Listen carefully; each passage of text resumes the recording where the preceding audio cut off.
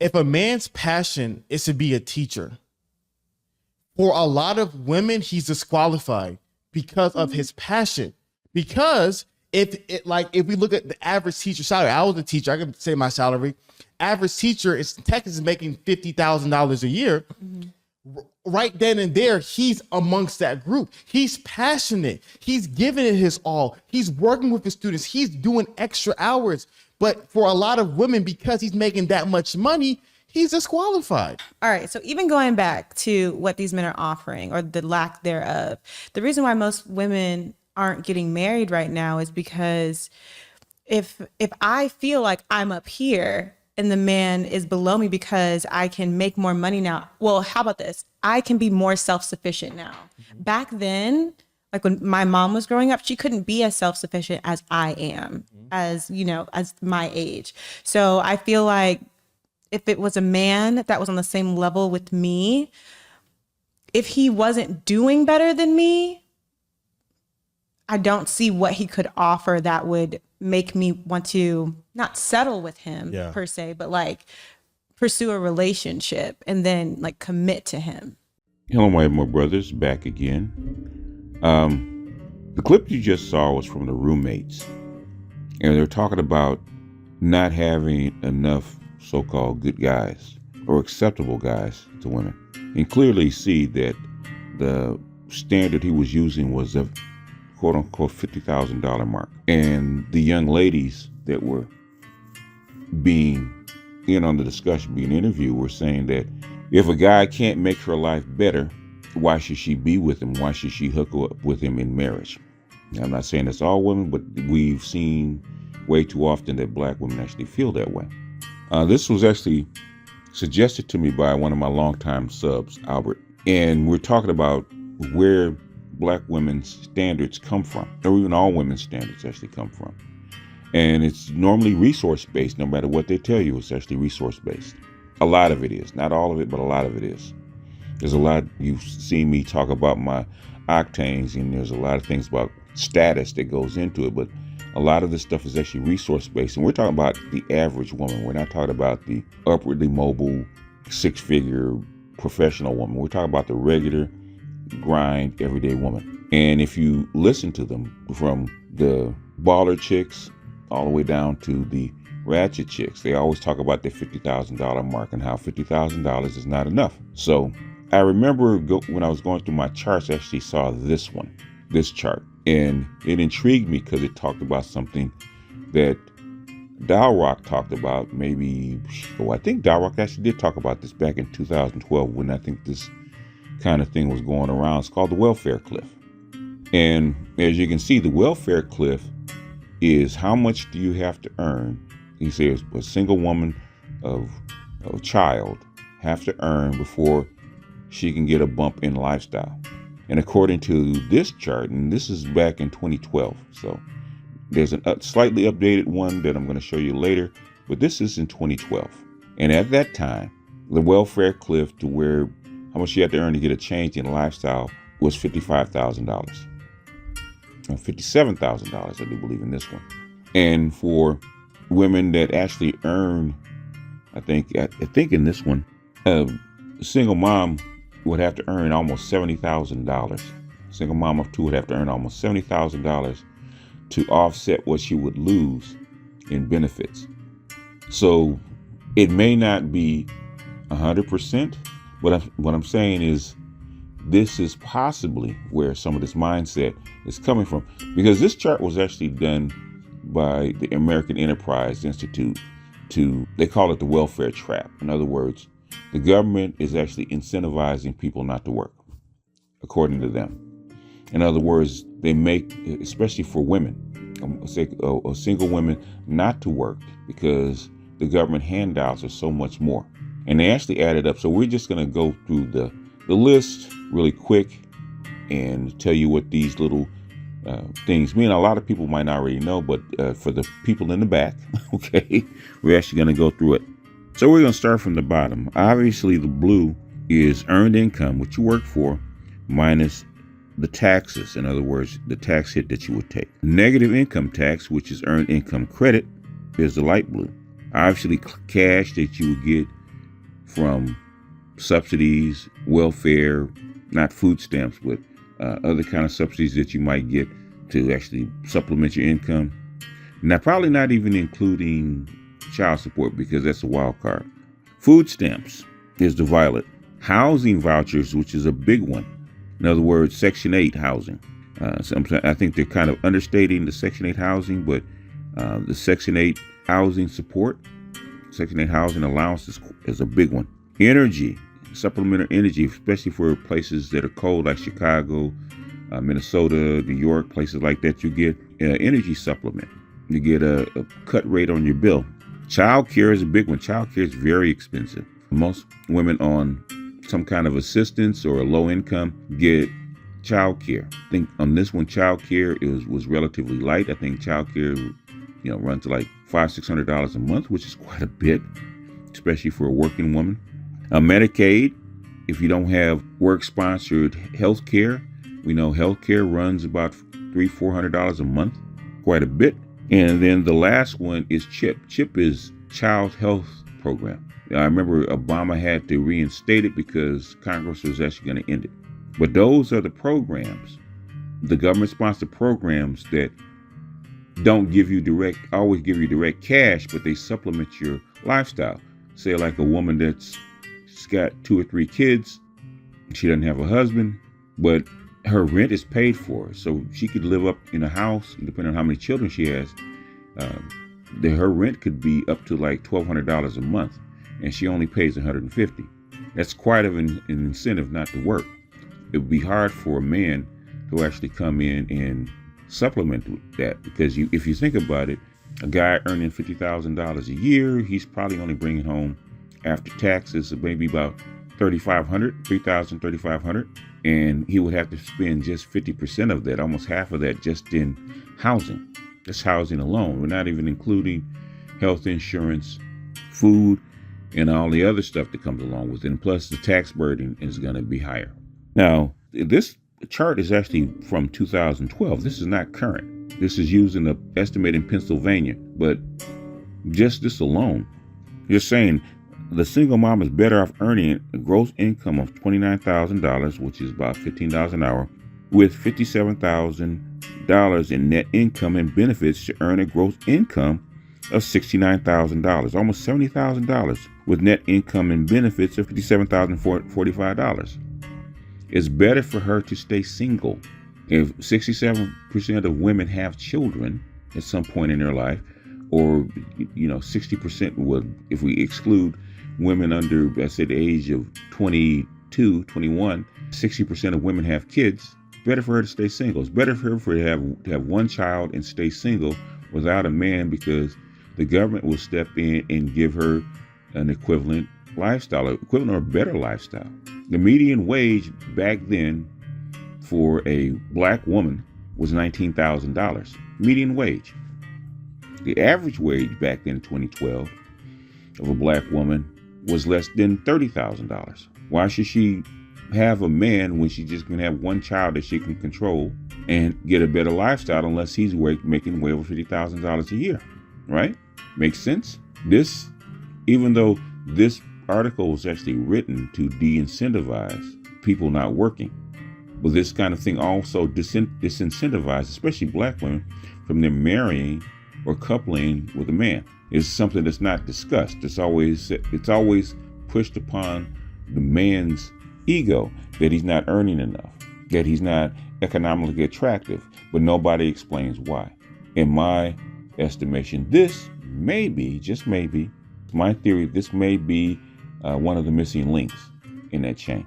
Now, here's an updated version of almost the same thing, because I think this welfare cliff talk started back in 2009. But here's an article from Learn Liberty in August 2016. If you accept this raise, you will fall off the welfare cliff. Getting a raise from $15 to $18 could cost you over $20,000 in net income. Would you work hard for that promotion? Pretend you are a poor single parent of 2 in Chicago, earning $12 an hour, working full-time and determined to do what's best for your family. And suppose your employer, impressed with your work, offers you training and a promotion to a new job paying $15 an hour. Should you take the offer? It sounds like a no-brainer, but it's not.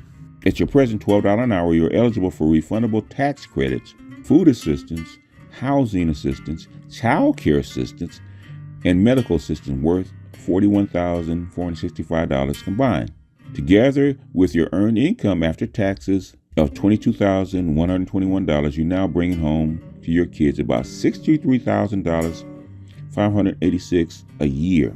If you take your employer's offer, you will earn $5,451 more after taxes, $27,572. You will also become eligible for an Affordable Care Act premium tax credit.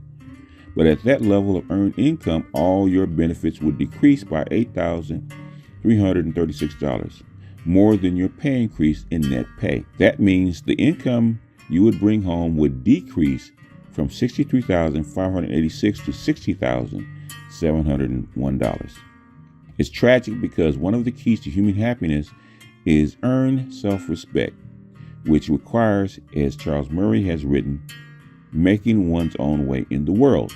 Now, would you take your employer's offer? What would be the best for you and your family? And move up the job ladder with a loss of $2,885 in income, or staying at your same job and keeping the larger income? The low wage trap. This example was taken from a fascinating and appalling study by the Illinois Policy Institute entitled Modeling Potential Income and Welfare Assistance Benefits in Illinois. Illustrates with clear charts and tables what is known as welfare cliffs, or the low wage trap, which can trap families in poverty. When earning more means taking home less, the disincentive to work is obvious. The report provides striking visual representations of the welfare cliffs, that poor people's total incomes can fall off as they increase their incomes. Here is a chart on which the hypothetical above is based. The particular numbers in our example come from tables in the report which clarify the visual data in the charts.